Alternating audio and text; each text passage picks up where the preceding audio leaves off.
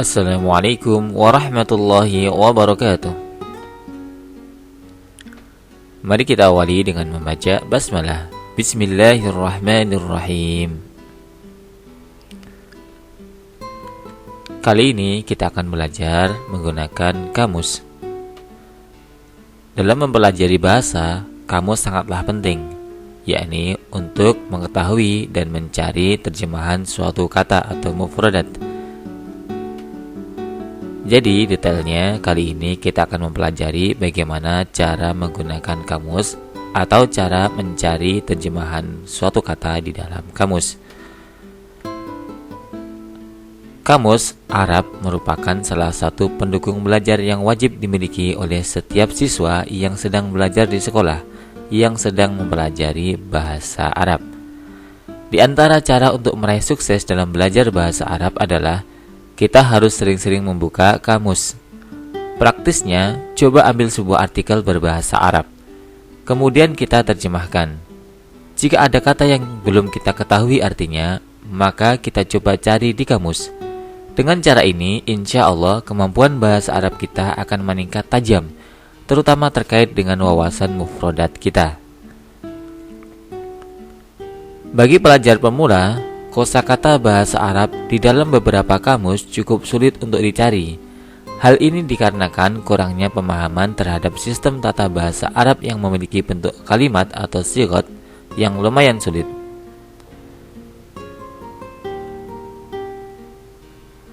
Dasarnya pencarian kosakata dalam kamus bahasa Indonesia dimulai dengan melihat kata dasar. Seperti kata berlatih, asal katanya adalah latih. Mengeja, kata dasarnya eja. Menyikat, kata dasarnya sikat, dan lain-lain. Jadi, ketika hendak mencari kata perumahan, cukup dengan mencari kata dasarnya yaitu rumah. Lalu muncullah beberapa varian kata yang berakar dari kata tersebut. Begitu pula dalam pencarian kosakata dalam kamus bahasa Arab. Dimulai dengan melihat kata dasarnya. Kamus yang akan kita pakai kali ini adalah kamus Al-Munawwir. Yang merah adalah terjemahan Indonesia ke bahasa Arab, sedangkan yang abu-abu terjemahan dari bahasa Arab ke bahasa Indonesia. Untuk kamus Al-Munawwir, cara yang digunakan untuk mencari terjemahan kosakata tidak jauh berbeda dengan kamus bahasa Indonesia. Namun butuh tips-tips khusus yang akan kita bahas secara singkat dalam pembahasan kali ini. Demikian mukadimah sebelum kita belajar cara menggunakan kamus. Sekarang saatnya kita belajar bagaimana cara menggunakan kamus bahasa Arab. Sebelum kita mencari arti sebuah kata di dalam kamus bahasa Arab, kita harus bisa membedakan dulu mana kata yang termasuk isim, fi'il, dan huruf atau harf. Jadi kalau isim, fi'il, dan harf sudah kita bahas di awal. Dan kali ini untuk menggunakan kamus kita harus bisa membedakan mana kata yang termasuk isim atau kata benda, mana kata yang termasuk fi'il atau kata kerja, dan mana kata yang termasuk huruf atau harf.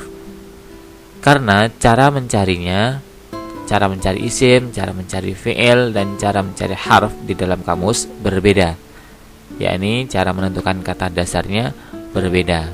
Ya, kalau isim ada yang harus kita cari kata dasarnya dan ada yang tidak. Kalau fi'il sama, ada yang harus kita cari kata dasarnya dan ada yang tidak. Tetapi untuk harf atau huruf tidak perlu kita cari kata dasarnya. Lebih detailnya kita pelajari, yakni kita bahas bagaimana cara menerjemahkan atau mencari arti terjemahan dari harf atau huruf, cara menerjemahkan atau mencari arti kata fi'il, dan cara menerjemahkan isim. Kita bahas satu persatu karena cara mencarinya atau cara menentukan kata di dalam kamusnya berbeda.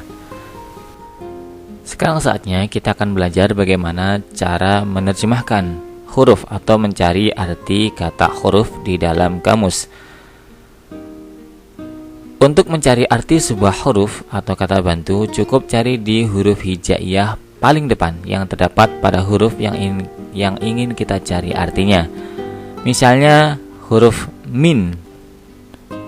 Kita carinya langsung di abjad huruf mim atau halaman abjad huruf mim di dalam kamus.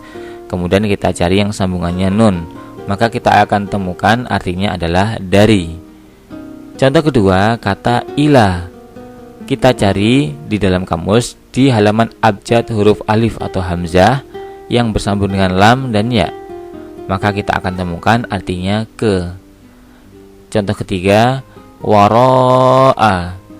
Kita cari di halaman abjad huruf waw, ya, yang bersambung dengan ro, alif dan hamzah. Nanti kita akan temukan artinya di belakang. Jadi cara mencari terjemahan huruf atau kata bantu, yakni langsung kita cari di abjad depan dari harf yang ingin kita cari artinya, atau di kata yang paling depan, huruf hijaiyah yang paling depan yang akan kita cari artinya di dalam kamus. Ya. Sedangkan cara menerjemahkan fiil akan kita pelajari sekarang karena berbeda dengan harf. Kalau harf langsung mencari di dalam kamus, tapi kalau fiil kita akan pelajari bagaimana menentukan kata dasarnya. Untuk mencari terjemahan dari fiil, langkahnya adalah sebagai berikut.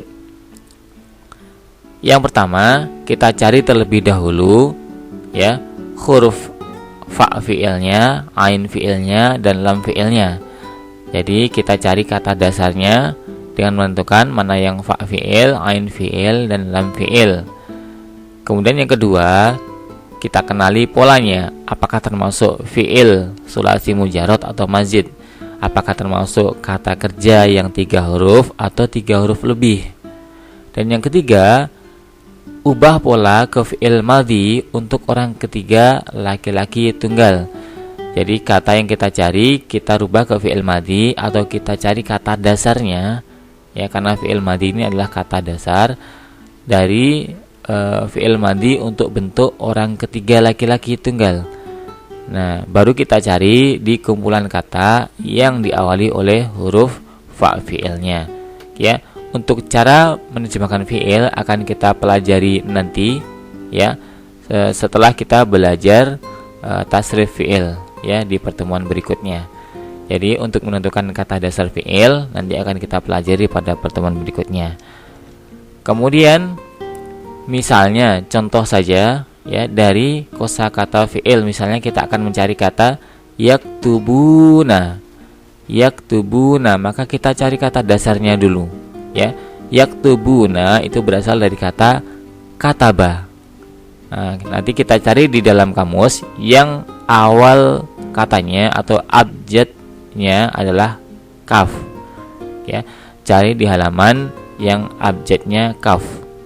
Nah, kemudian cari yang bersambung dengan ta dan ba, maka akan kita temukan artinya menulis. Baru kita cari turunan kata di bawahnya, maka akan kita dapati artinya banyak laki-laki sedang menulis. Jadi yaktubuna ini banyak atau beberapa laki-laki sedang menulis.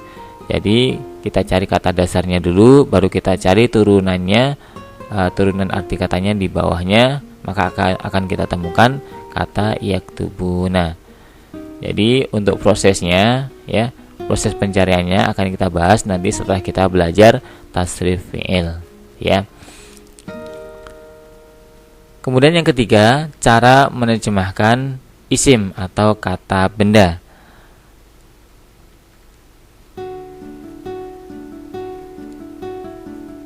Sebelumnya perlu kita ketahui bahwa isim atau kata benda ada 2 macam. Yang pertama, isim yang dibentuk atau yang berasal dari fi'il madhi atau bisa dibentuk menjadi fi'il madhi. Contohnya masdar, isim fa'il, isim maf'ul, isim zaman, isim makan, isim alat. Ya,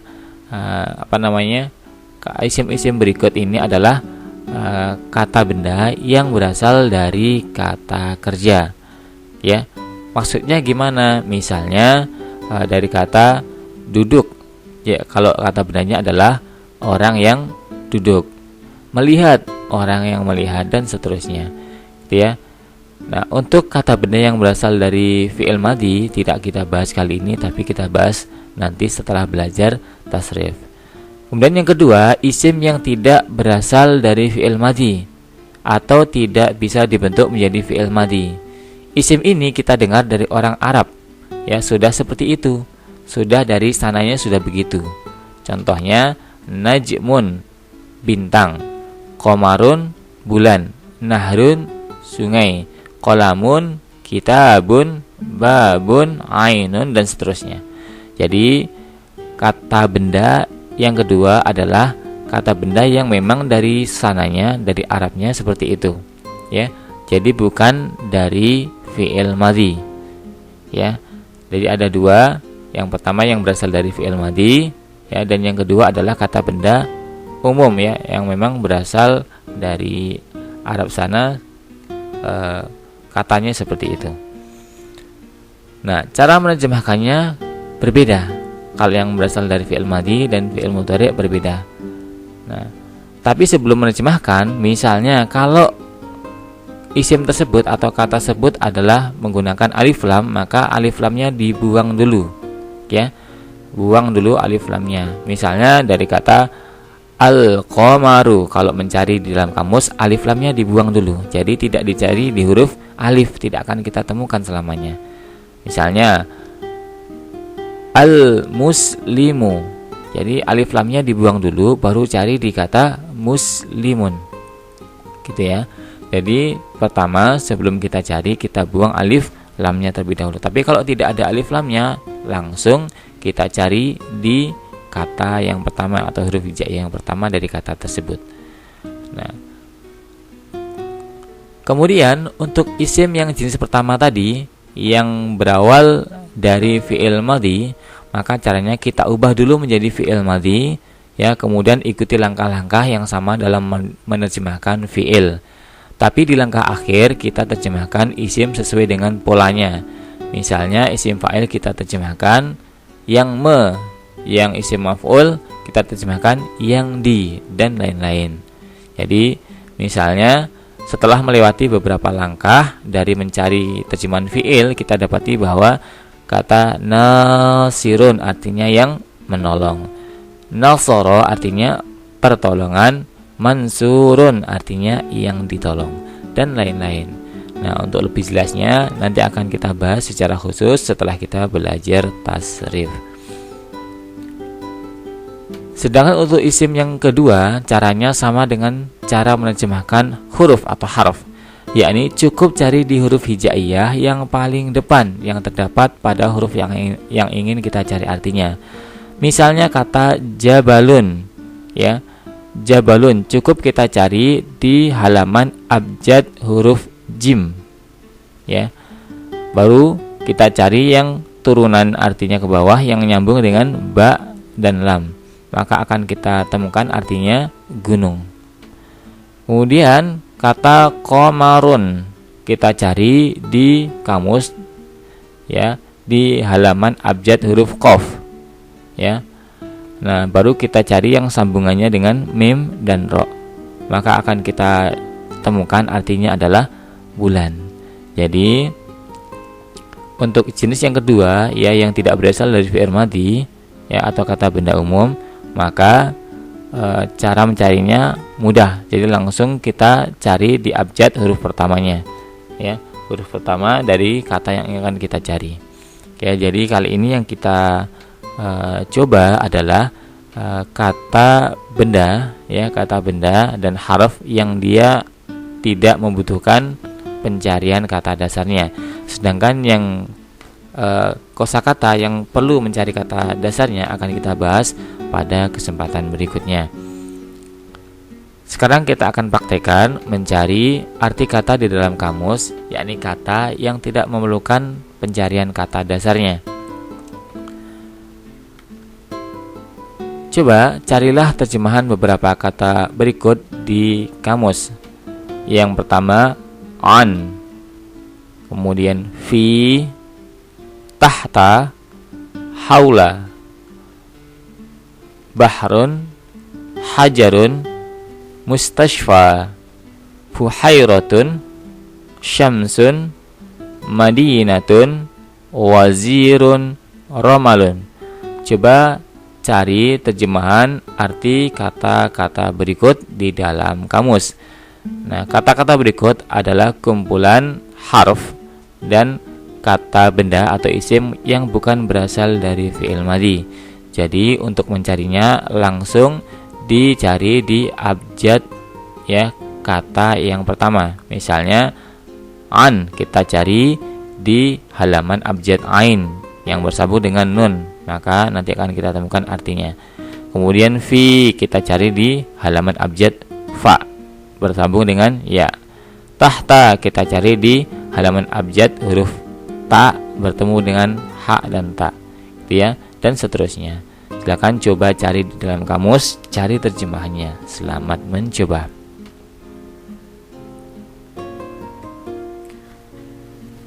Cukup sekian pertemuan kita kali ini. Alhamdulillahirabbil alamin. Syukran katsiran ala ihtimamikum. Wassalamualaikum warahmatullahi wabarakatuh.